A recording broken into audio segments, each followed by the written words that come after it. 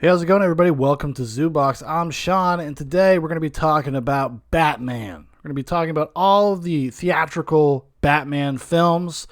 As you probably know, if you don't live under a rock or live deep in a cave with bats, because bats don't watch movies, and how would they know? Can bats even fucking use the internet? They got that sonar. They got that nice sonar stuff, but I don't think they have smartphones. I don't think they have that stuff at all. Matt Reeves is the new The Batman is coming out. It's upon us. The Batman is upon us finally, which is a movie I'm looking forward to. Hope to see it sooner rather than later. But I was thinking about it. I was kind of thinking about, thinking about all the other theatrical Batman movies and wondering what my ranking of these films would be. I've never really put them in a list. I've never really thought about it in those kinds of terms. Oftentimes I just kind of don't think of movies like that. But, in the spirit of fun, I thought it'd be a fun video. I thought I'd put my old thinking cap on and go through the theatrical releases. Now, movies that I didn't include are most of the DC animated movies just because they're straight to video. I like some of those. I think some of those are actually pretty solid. None of them have been home runs, but there's some that are solid, especially if you're already familiar with the source material, because oftentimes it's an adaptation of a comic book. Like The Dark Knight Returns is actually a pretty decent version of The Dark Knight Returns. I mean, it's a little flat. It's got the same problems most of those DC animated movies have, where it looks a little cheap, it's a little flat, the voice acting is okay. But if you're already familiar with that story and you just want to revisit it in 2.5 hours, super serviceable and well worth your time. And Peter Weller is Batman. I mean, come on. That's pretty awesome. So that's the way we're going to kind of approach this. We're just going to go to the ones that went to the theaters. I just think it just makes it easier, it makes it simple. Also, we're going to cut out any of the group movies. So we're not going to be talking about Zack Snyder's Justice League, which I know that didn't really count. It didn't really make the list, not because I don't like it. We may talk about it a little bit, but just because it's not really a Batman movie specifically. It's really kind of more of like a Cyborg Flash movie, if you really want to get technical about it. But anyways, so let's just start. Let's start. So we're going to go from worst to best.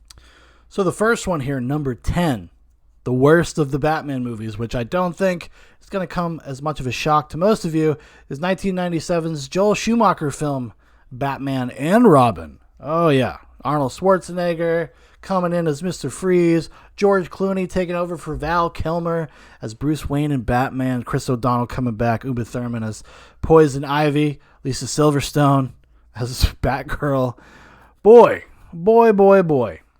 Just an unmodulated mess. It's like, we'll talk about it later in the list, but it's like Batman Forever really just nailed the tone of trying to bridge that gap between what Batman had kind of become in the zeitgeist through theatrical films, through the comic books, with where it kind of started in the popular medium, right? In the 50s and the 60s, which I know Batman was around before that, but it really got into the zeitgeist in the 50s and 60s, especially because of the Adam West Show. The Adam West Show really brought a lot of people into comic books. A lot of people finally look back on that. And there's a campy quality to that because innately there's a lot of silliness. If you try to put Batman on screen, it's almost like a necessity, especially at the time in the 60s, that you had to kind of make it a little campy and a little silly. You had to make it self-aware. So Batman and Robin just kind of takes that and goes way too far with it. I mean, it's ridiculous. Everybody knows, the Bat card scene. $1 million. $2 million. You don't have it. $3 million. I'll borrow it from you. $4 million. $5 million. That's a utility belt, not a money belt. $6 million. $7 million. Never leave the cave without it. Never leave home without it. Everybody knows all of Mr. Freeze's terrible one-liners and all that kind of shit. Tonight's forecast. A freeze is coming. It's just kind of a mess of a movie. And even years prior to, or years after it came out, rather, Joel Schumacher even kind of apologized. He apologized to the Bat fans. If there's anybody watching this that,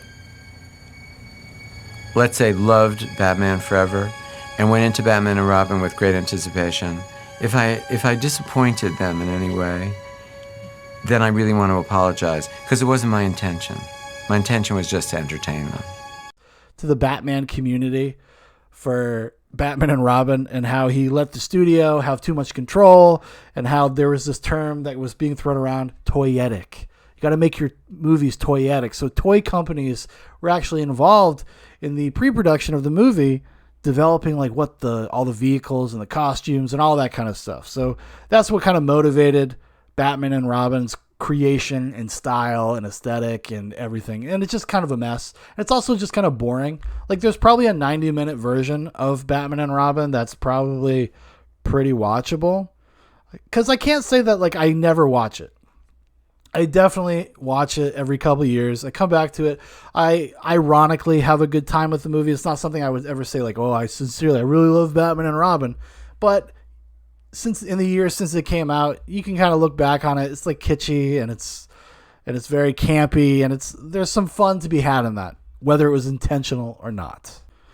And number 9 is 1966 Batman, the one that starred everybody from the TV show. So you got Adam West, Burt Ward, Lee Merriweather, Cesar Romero, Burgess Meredith, Frank Gorshin. One of my favorite performances, my favorite representations of the Riddler ever. Frank Gorshin is so fucking entertaining in the show and also in the movie. And it's just one of those movies that I think either you kind of like it or you don't. Maybe you could suggest it's a little too long for what it is. It's paced kind of poorly. It's a little bit too episodic. But, I always have had a soft spot for it, just as like I have a soft spot for the old, the TV, television show itself. Like I own all of that stuff. I've watched all of that stuff, especially even in the past few years. I've watched a lot of the old Batman because I have a young kid, my young son, like really just enjoyed Batman. He enjoyed everything Batman, and a really fun kids show is the old Batman show. So we ended up watching a lot of that over the past few years. And, I don't like, it's like I said, it's either you kind of can groove with it. You kind of can buy into the camp, the self-awareness, and just have fun with it as kind of this kind of piece of pop art, this pop cinema. And, that's kind of it, I would say even from here going on, I think the rest of these movies have just innate value as movies, as superhero films. There's just something about them that makes them worthwhile. The only one I think that is truly like a bad movie is Batman and Robin. I think it's really a bad movie, but like I said, you make allowances for it. I don't think you have to make allowances so much for like something like Batman 1966 because like it is what it is. It is what it is on its face. And it's fun. It's fun. It's fun. It's crazy. She was a wild time. Burt Ward getting penis reduction surgery. Adam West getting blowjobs in the fucking backstage. Fucking wild times, dude. Suave ass motherfuckers. Tiny penises. He said Robin couldn't have a dick that big. I don't know if that's a myth or not, but I like to tell people that it's the truth. I say, oh, damn, Burt Ward. What happened to your dick, bro? He said, well, I had to get it cut. Life of a movie star, everybody. Life is a movie star. Welcome to Hollywood. You think women are the only people that get shit? Tell that to Burt Ward, ass. The 8th movie on our list is Christopher Nolan's 2012 film, The Dark Knight Rises. Oh, yeah. I remember when this came out. I was so fucking excited, especially as like a Bat fan, being the perfect age for something like this. How old was I? I was like in my late 20s. I was so stoked. I was so fucking stoked. And I was one of those people, I felt a little disappointed when I walked out of the theater. Just like most people. I recognized all the plot holes, all the kind of ludicrous nature of what they do with the timeline of Batman. Like they suggest that like Batman was around for like 2 years, then he disappears for like 7 years, and then he comes back. So he only built his legend up for like a couple years, then disappeared for 7 years, and then the way people react to his return and like his presence, like what he meant to the culture or Gotham, seems a little like overblown. It doesn't really kind of make sense. There's some cognitive dissonance that goes on there. But over the years, I've really softened on The Dark Knight Rises because I just enjoy the things I enjoy about it. I enjoy the spectacle. I really love Tom Hardy as Bane. It's like such a fun performance from Tom Hardy. I am the League of Shadows. I'm here to fulfill Ra's al Ghul's destiny. Even what's her face that plays Catwoman, Anne Hathaway. Anne Hathaway is a lot of fun as Catwoman. I thought she was really good. I thought she was really great. Gary Oldman, I love him as Commissioner Gordon. I think like all of the things that in the movie that worked dramatically would have just worked better if they had shrunk that timeline down. So it wasn't like, because they wanted to do like the Dark Knight Returns without earning the Dark Knight Returns. Like that's kind of the framing they wanted to do. And it always bugs me, and it bugs me every single time I watch the movie. It's a very watchable movie. It's like very entertaining, and I would never suggest otherwise. It's definitely the weakest of the Nolan movies, obviously, as its place on this list would indicate. But like I can watch it. I can watch it and have fun. Like I said, I like the things I like. I dislike the things I dislike, and I just kind of move on with it. It's a little frustrating sometimes. I guess it depends on the mood I'm in, because it is frustrating because you see the potential. I mean, the scale of the movie is awesome. It's a huge, giant, budgeted, practical effects driven action superhero movie. I mean, some cool shit in this movie, dude. I wish the story was a little bit better. I wish some of it wasn't so fucking contrived. Like all the stuff with what's his name? Joseph Gordon-Levitt as like the not Robin. Oh my God. Very eye roll. Very cringy. When they reveal his name is Robin at the end of the movie. I remember sitting in the theater just rolling my eyes, but I heard people, the general public was super into it. They were like, oh my God, I fucking told you, dude. I fucking told you that's fucking Robin. I told you, dude, he was going to be fucking Robin.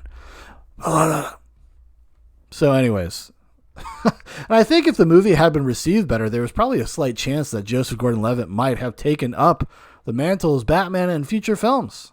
I think that was a possibility. I do like the thesis of the film, though. I like the idea that Batman is more than just a person. It kind of came full circle with Batman Begins. It's like you got to become a symbol. You have to be something more than just a man. And that's what, like, the end of the movie, and Joseph Gordon-Levitt is doing his spelunking, and he finds the cave, and the platform raises up. It's to indicate that any good man, any person with a sense of righteousness, a sense of justice, can stand up and do what's right. You can be a superhero. You can be Batman. So I thought that was like a nice full circle for the trilogy. Even if some of the particulars are a little frustrating, we'll say they're frustrating. Like, I don't even give a shit about the Bruce Wayne may or may not be alive. It's like unclear whether this is a dream or not that Alfred's having. I see you in a cafe. Like, that doesn't even bother me. I'm okay with Batman, like, getting away from a nuclear blast in the way that he did. I'm fine with that. It's a silly fucking comic book movie at the end of the day. Even though, Nolan tries to ground it, it's a little bit more like a Nolan's version of like a Michael Mann superhero movie. But I enjoy it for what it is. I can't help myself, okay? I'm a Bat freak. Next up on the list, we have 1992's Tim Burton directed Batman Returns. The Bat, the Cat, the Penguin. Oh, this is the first Batman movie I ever saw in a movie theater. My dad took me to see this when I was 6 years old. 6 years old, Dad took me to see Batman Returns. I was the fucking coolest kid in the world at the time. I felt like it anyways. I think I might have been one of the only kids in the theater at the time, because I loved Batman, like Batman 89. It was such a huge movie for me when I was a kid, which ironically, it's ended up being a very big movie for my son. But like, it was such a big movie. I was so excited. I actually have distinct memories of going to the theater and seeing it. Very cool experience. And it's always one that's kind of always floated around the list for me. Like, over the years, it's gone from like, one, I'm like, it's kind of fucking boring and I don't really like it. I don't think the villains are interesting enough for the amount of focus that they get. And then other times I'm like, a couple years later, I'll be like, oh, that's kind of brilliant. I like that Batman is more in the shadows. We get to experience Batman more in the way that the public or the villains experience Batman. We kind of see Batman in some ways through their eyes for a lot of the movie, through their POV. But I think it's a little bit of a messy movie. I enjoy it a lot. I do, but it's very overly designed. It's very Tim Burton. And if you can't accept that, then you're going to be in some trouble. I prefer the aesthetic of 89 over Batman Returns, but not to say that I don't enjoy Batman Returns, kind of for what it is. It is his version of like a sillier, campier, more comic booky Batman movie. It's just like through his wacky emo kid lens. And I can appreciate that. But like I said, it definitely comes and goes on the list in terms of where its placement is. And my favorite things about the movie, I think Danny DeVito's a lot of fun. Still, could be worse. My nose could be gushing blood. Your nose could be... What do you mean by that? I think Michelle Pfeiffer is also a lot of fun. Although I gotta say, who I really like is Christopher Walken. Over the years, the Max Schreck character, for whatever reason, I just get a lot of enjoyment out of him. He just makes me laugh a lot in that movie because it's actually a very funny movie. It's a much broader comedic film than like Batman '89 for sure. Like 1000%. The tone is so different, and you can even feel like you get a little bit of a whiplash going from '89 to Batman Returns. But like I said, I still enjoy it for what it is. It's a good time. I usually watch it every couple of years, you know. Sometimes I roll it into the Christmas movie time. That's like usually when I'll watch it. We're feeling wistful, feeling nostalgic. It's Christmas. Go back and watch Batman Returns. See how it stacks up. I feel like I've rated it over the years, and I've gone anywhere from like 4 stars to 2.5 stars to 3 stars. I think out of 5 stars is probably at 3 stars. It's a 3-star Batman picture. You know what I mean? Coming in at number 6 is Joel Schumacher's 1995 film, Batman Forever. Batman Forever. My God, this was a big Batman movie for me growing up. This was the one. I used to watch this all the fucking time. My dad bought the VHS tape. I loved it. I loved the poster. I loved the aesthetic. I love that he found the balance, like we were talking about with Batman and Robin. Like here, Schumacher kind of understood the assignment, and I think he kind of nails it. It's a camp classic. It's like a lot of fun. It's a very fun movie to watch. It's very comic booky. It's very in the spirit of like the '60s show, but not quite as silly. It's got a little bit more of an edge. It definitely has that like kind of that '90s neon aesthetic edge, kind of. It just reminds me of a lot of indie movies and stuff of the time. And I think Schumacher was a good choice as director as well. Like, you know, he was rather. In a lot of ways, he was just like kind of a populist filmmaker. He made like very generally pleasing, entertaining films. And I think he delivers with Batman and Robin. There is kind of a workman-like quality to it, I suppose. I think it's not really his vision that we're seeing. We're just seeing like it's the aesthetic design. It's all the things that went into it that I actually think make it exciting and interesting, especially some of the performances. I love Tommy Lee Jones as Two-Face. I think he's a lot of fun in the role. Even Jim Carrey, which, you know, I could see people being annoyed with or getting sick of or whatever, but I enjoy his performance here. Like I said about Batman 66, it reminded me a lot of Frank Gorshin's The Riddler, which is my favorite version of the Riddler. I haven't seen, you know, what's his name? Is it Paul Dano? I haven't seen his yet. I haven't seen The Batman yet. So maybe I'll change my mind. The Zodiac Riddler. But I really enjoy it. I think it's a fun movie. It's just fun. It's paced very well. Solid performances.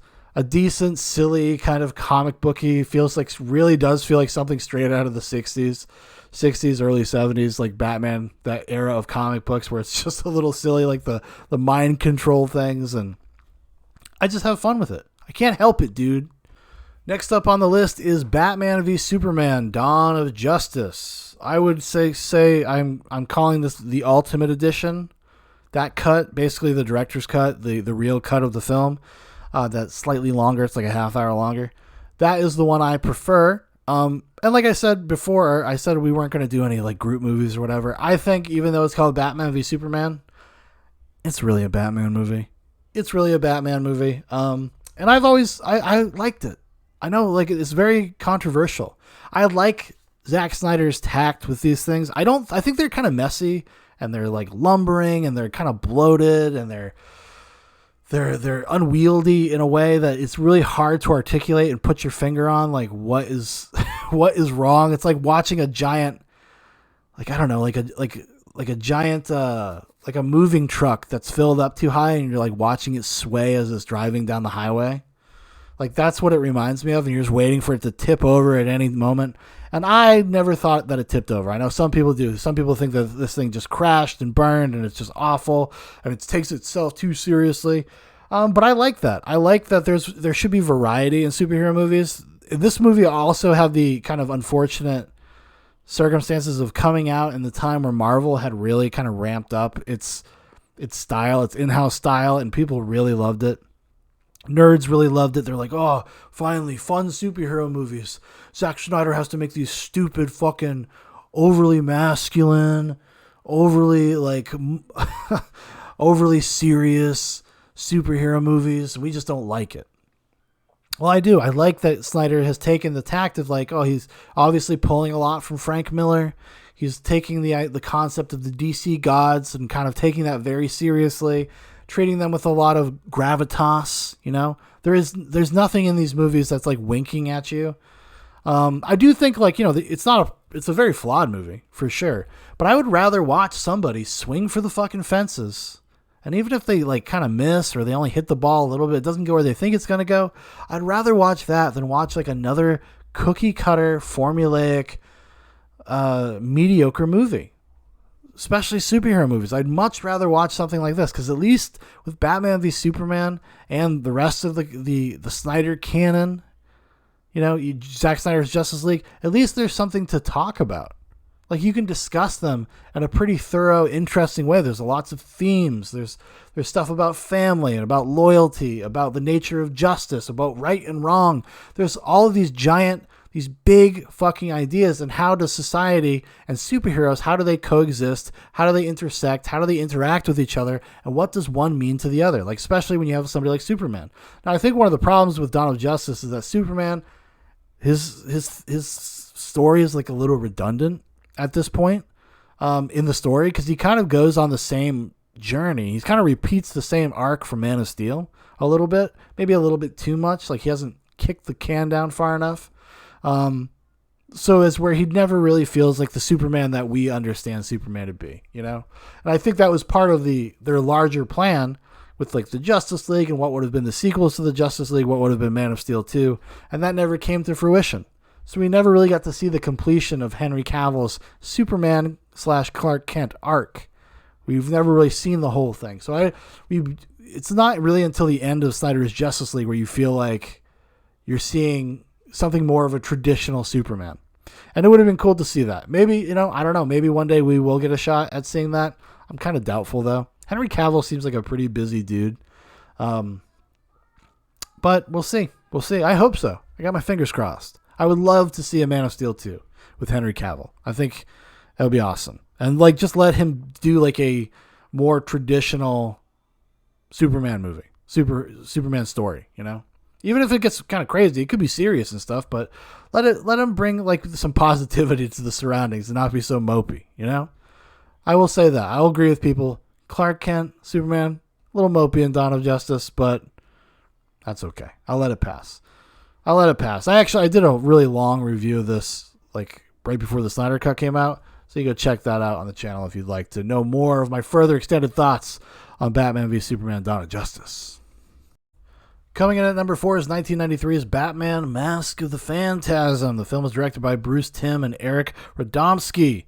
Yes, it was when the animated series has been out for a little while. This was originally intended, I believe, just to be a direct-to-video movie, and the studio was so impressed with it, they wanted to give it a shot in the theaters. I don't think that really helped it, though. From what I understand, if my memory serves me correct, I don't think it did very well in the theaters. But every Batman hipster will tell you, this is secretly the best Batman movie ever. The best one. And while I'm not sure I would say it's the best one ever, it definitely stands in the top 5 pretty easily. It's a great movie. It's a great Batman story. It kind of, I think it smartly does basically Batman's origin, but extends it out and shows you a little bit more things that from the story. There are things that that you feel were kind of drawn, like Batman Begins kind of draws a little bit from Batman: Mask of the Phantasm. So actually, I would say the whole Nolan trilogy draws a little bit from this movie. And it's just a cool movie. It's got an interesting villain in the Phantasm. It's like kind of an interesting twist. Some great voice performances. Kevin Conroy, of course. Mark Hamill, of course, as the Joker. For once, I'm stuck without a punchline. Legendary Joker performances. I don't know if anybody's really done it better. I love that he took kind of like Cesar Romero's style and just like cranked it up to 11. And this movie actually might be the finest performance that Mark Hamill ever gave as the character. He is so fucking good at this, and especially like towards the end, towards the big climax at the World of Tomorrow fair, or is it a fair? No, well, it's like a amusement park. It's a lot of fun. It's awesome. If you're a fan of the animated series, I'm sure you've seen this. It's the one out of all of those. I revisit it pretty regularly, probably once a year. I'll watch Batman Mask of the Phantasm. I just like its vibe. Just like it's in, for all the same reasons I enjoy Batman the Animated Series, which is another show that I've become re-familiar with. I grew up watching it, of course, but my kid really likes it, so we would watch it all the time. So I've seen like the entire series like a few times through over the past 2 or 3 years, and it really holds up. And Mask of the Phantasm is probably the best representation of what that show could be when it was firing on all cylinders. It's got just the animation style, the tone of it, the way that it deals with its characters, and the gravity that everything has. Like, this came out, well, 1993, and it's a pretty like serious movie. It's not very lighthearted. Like it feels like adult animation, for lack of a better way to put it, even though it's only PG. But yeah, a definite favorite, and it's one that I would recommend, that especially if you know somebody who likes Batman who hasn't seen Mask of the Phantasm, do them a favor. I'm sure there's got to be at least 3 or 4 people left on the planet where that is the case. So help them out. Be a friend, be a pal, huh? And now we're at the top 3, and coming in at number 3 is Christopher Nolan's 2005 Batman Begins. Oh yeah, Batman Begins. This was a big deal for me when it came out. I saw it 3 times in the theater.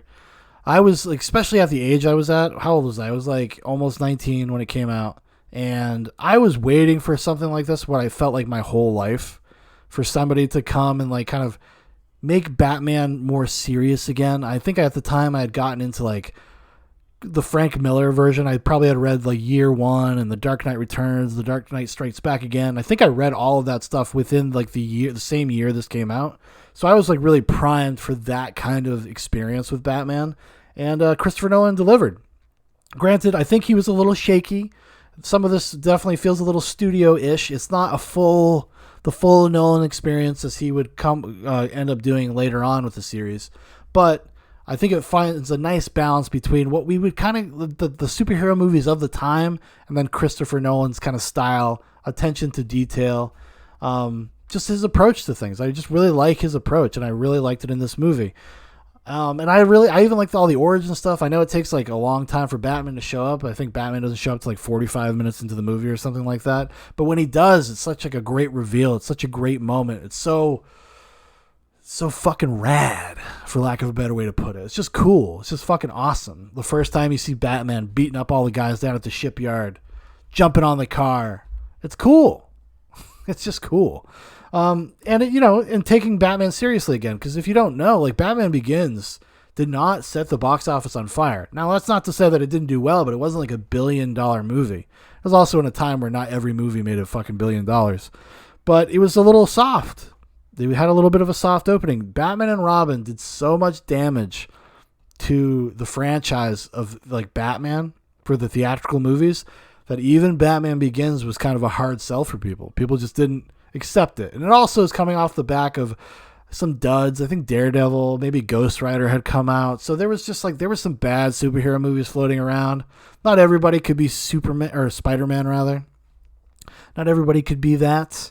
But I think it strikes a nice balance between kind of Nolan style and something a little bit more populist. And I like the journey. I like Bruce Wayne's arc in the movie. I think it's really good. This idea of him coming to terms with who he is as a person, what his utility is, what he has to do, what he feels like he has to do, what he's compelled to do, and why he's compelled to do it. And I also like they kind of take the same tack that like Batman Mask of the Phantasm does, where you get like an abbreviated origin of what we kind of are usually given with Batman movies. And then we get to go see him like train, in this, they kind of repurpose it, and he goes and trains with the League of Shadows, and they kind of draw that into the story. And I like that. And I like that, in Dark Knight Rises, I like the full circleness of all that with the League of Shadows and Bane and their plan. And I like it here as well. I think it's a cool idea. The idea that like Gotham is just like such a cesspool, such a place of festering evil and crime, and it's bleeding out into the rest of the world. Its influence is so negative on the globe. The League of Shadows think they need to destroy it and everybody in it. It's cool. I love it. It's a great grand villain scheme. I do wish that Ra's al Ghul was a little bit more like the Ra's al Ghul from the comic books. I like Liam Neeson in this a lot. I think he does a really great job. But but if I have one criticism is that with the Nolan stuff in general, is like this was a time where it was like almost slightly too grounded for its own good a little bit, because it is so fantastical and there is so much silly shit in here. There's so much silly action stuff. It's like, well, we could edge a little closer to some supernatural stuff with Ra's al Ghul. I think we'd all be okay with that. Not everything has to be smoke and mirrors and trickery or have some sort of scientific explanation. I kind of like, I remember when The Dark Knight Rises was coming out, they had like production photos, like behind the scenes photos, and people didn't know what they were. They was out of context. And they saw like this hole in the desert, which ended up being like kind of the pit where the prison was. But everybody, all there was a hole with a big green screen on it. And people were like, oh, is that the Lazarus pit? Oh, is Ra's al Ghul coming back? Which he kind of comes back in that. But I wish he really did come back. That would have been fucking rad. Like, just go for it. You're already doing something pretty goofy. I mean, you letting Tom Hardy doing what he's doing with Bane. Just let it be goofy. And I wish this movie had a little bit more confidence to be slightly goofier. Because I don't think that detracts from the seriousness of it or even the groundedness of it relative to what it's doing. I think it could have pulled it off. Because they could have just tipped its hat towards it. It didn't have to like shove it in your face and make it a big part of the story. But it could have tipped its hat a little bit to it, and maybe something interesting could have been done in the future. That's all I'm saying. But yeah, it's a solid flick. If you haven't seen it in a while, I've revisited it not too long ago. It's very good. It's a very good Batman movie. It's a very good movie just in general. It's solid. Solid stuff, guys. Now we're at number 2, 1989's Batman, directed by Tim Burton. Oh, this was a big deal. This was a big deal when I was a kid. I saw this thing like a gazillion times. Literally a gazillion times. Just trust me. I've counted every single time, and it's a gazillion times. It's a wonder that I had any time to do anything else. A lot of people don't know this. I didn't go to school. I didn't eat or sleep for years. I think actually the first time I got a good night's rest was like 2 years ago, because I'm always watching Batman 89. So this one's a seminal movie for me. Seminal movie of my youth, not just for Batman movies, just movies in general. I was obsessed with it as a kid. I watched it, God, a gazillion times, but I used to watch it all the time. Kind of infatuated with it. I still know like every frame of the movie. I know like every piece of dialogue. If I really wanted to, if I put it on, I could probably mouth all of the words with the characters. Like I know it that well. And it's one that's, I think people often, they look at it as like, well, it was cool for the time, or it was cool that it started everything. It's like kind of this big pop cultural phenomenon. But I actually think it's a pretty solid Batman movie. Most people don't, but I do. Because people are wrong and I'm right. I'm always right. Did you know that? But I think it encapsulates kind of all of the different eras of Batman up until the point it was made. Like basically from like the 1940s all the way through like the Frank Miller era. There's like kind of a little bit of something for everybody. And I like that. Like I like the style, like the aesthetic of Gotham. It's got kind of that Art Deco, kind of gothic look to it. Even before Tim Burton went full Tim Burton with Batman Returns, it still kind of it was very stylized. It was kind of cool looking. And a lot of that has to do with because they were in a studio backlot. It's very designed. It's very mannered in that way. But there's something about it. It really captures the gross, grungy, seedy nature of Gotham. And I think all of the performances kind of match the tone of the world that Tim Burton kind of built, that he was able to put these characters into. Keaton is a little stoic. People often criticize Keaton for that. They don't think he's a very good Bruce Wayne. I disagree. I think his performance is very well modulated for the movie that he's in. Do you like eating in here? Oh, yeah.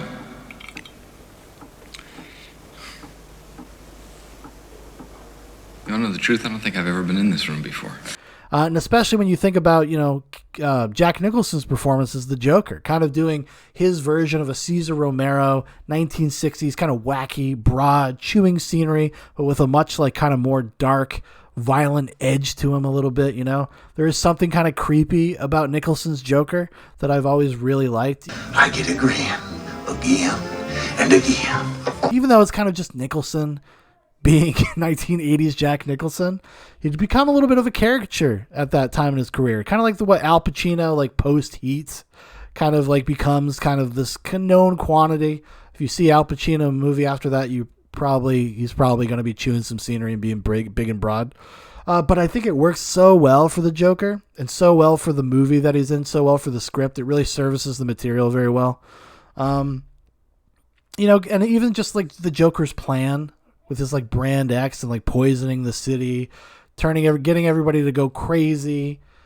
It's so much fun. I mean, are there plot holes in the movie? Are there like contrivances? Sure. There are. Of course there are. There's going to be contrivances in any fucking superhero movie ever. I don't know if there's really a good way to get around that. You're going to have to suspend your disbelief or just kind of give over to things sometimes. But I think just the strength of the direction and the strength of the performances and kind of the tone and attitude of the movie really pull you through to the end. I mean, I love the climax of this movie because it's not like a big, giant, bombastic climax. There's kind of like, there's the whole thing with the parade. That's kind of the penultimate like episode of the movie. And then the movie ends on a much more intimate, almost quieter note. It's still brutal and it's still kind of fucking cool. Like, Batman's ascent up the tower to the top floor to save Kim Basinger's character. And he has to fight his way up there. Like there's a sense of escalation and coolness with that. But I kind of like that. It's just like this kind of 1-to-1, man-to-man kind of brutal takedown of each other, trying to destroy each other, both the Joker and Batman. And I just really love it. I think it's awesome. And I've watched it a lot even recently, even in the past couple of years. My kid, kind of a chip off the old block, also really adores Batman 89. He's only like 4 years old, but he really loves the movie. So we've watched it a lot in the past few years. And I think it holds up really well. Like you think my affinity for it would wane over time, but really, honestly, I just only liked it more. It's a very idiosyncratic, kind of singular piece of pop filmmaking that stands outside of time as well. Like, it doesn't feel like something from the 80s or the 90s. It kind of feels like it has its own thing. Like, it exists in its own parallel world. And I've always really liked that about the movie. Coming in at number 1. Oh, what could it be? Oh, you know it. You love it. It's 2008's The Dark Knight, directed by Christopher Nolan. This was another big one. I saw it opening night, saw it at the midnight showing, showed up like 3 hours early, got a good spot, ended up striking up a conversation with some people so I could cut in line.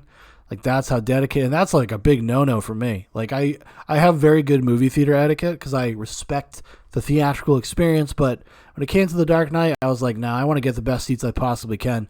So I ended up striking a conversation up with some people so I could weasel my way in there like a piece of shit. And I got great seats. I got mid-theater, middle of the theater, middle row, middle of the row. Great stuff. Had a great viewing experience. So yeah, and this is one that like I think I just never get really sick of this movie. I've watched it a billion times, it feels like, since it came out. I even watched it like off and on, like kind of just in the background, like already like a few times this week, just kind of leading up to the Batman. Because I feel like it's probably the one that's going to have like the closest feel, I suppose. And I want to like be able to directly juxtapose the two movies when I finally get to watch the Batman, whenever that is.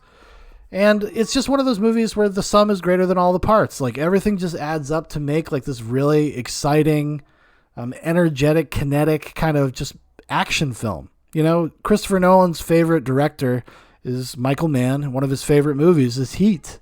And this movie feels like it really draws a lot of its kind of its tone and its style directly from that in a way that feels purposeful. It feels like a good way to homage that kind of stuff while taking, because it's cool. Like it shows you how versatile this stuff can actually be if you want it to be.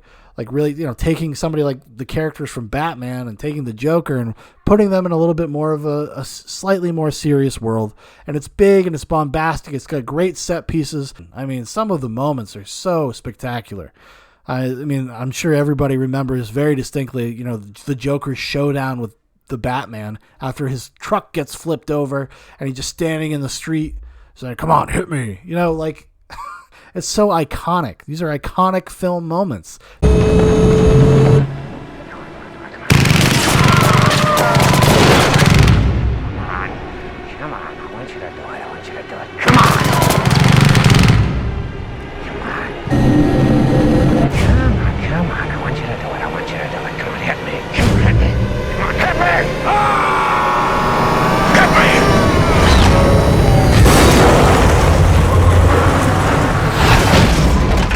They transcend superhero movies. And I think The Dark Knight transcends like genre stuff. I think it's just a good movie. There's no caveats. There's no asterisks.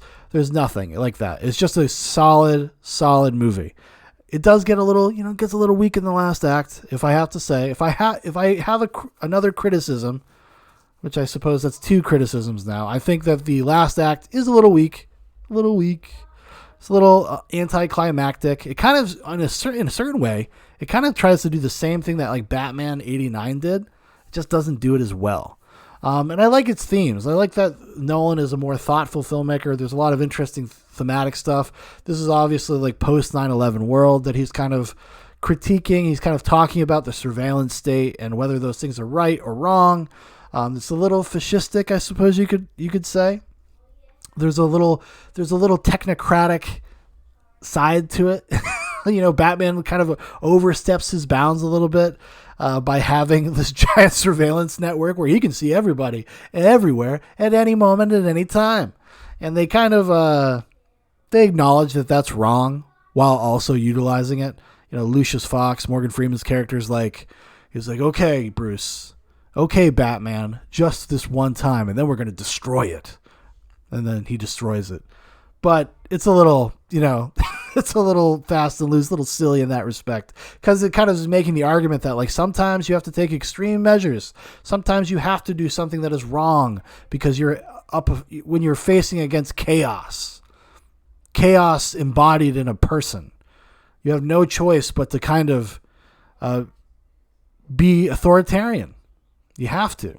That's kind of the argument that the movie makes a little bit, which I don't know if I completely agree with, but it is what it is. It is what it is. And of course you have Heath Ledger's, iconic performance as the Joker. Sadly, his last performance. And it's as good as people say it is. It's a lot of fun. He's obviously having fun. That's one of the things I like about these movies, the Nolan movies, is that even though there is kind of a seriousness to it, to the tone and to the style, it also does have a little bit of self-awareness, and you find that often in the villains, because they're a little broader, they're a little bigger, they chew the scenery a little bit. Tom Hardy, the same kind of way. But Heath Ledger just knocks it out of the park. It's so much fun to watch him be the Joker. Even at the cost of kind of Christian Bale. Christian Bale comes off as a little flat, is a little vanilla, a little boring, but it feels like it's supposed to be that way. It feels like it's part and parcel with the larger experience. Like I said, the sum is greater than the parts.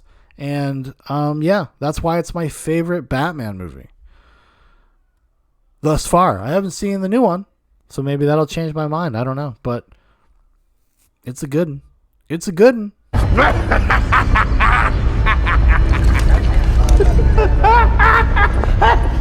All right, well, that's going to do it for me, everybody. That's my ranking of the Batman movies from worst to best. If you feel like it, drop it in the comments. What are your ranking for the Batman movies? What do you think is the best Batman movie? And also, are you excited? Are you going to go see The Batman this weekend? I'm probably not going to be able to see it this weekend. I'm kind of bummed. But I'm going to see it in the near future. So look forward to kind of a no-frills review of that as soon as I see it. But anyways, thank you for watching. Thank you for listening. If you'd like to know more about Zoobox, there's a bunch of links in the description. Please give us a like. Please subscribe if you haven't. And share it around if you feel inclined. And we'll talk to you guys next time. Adios.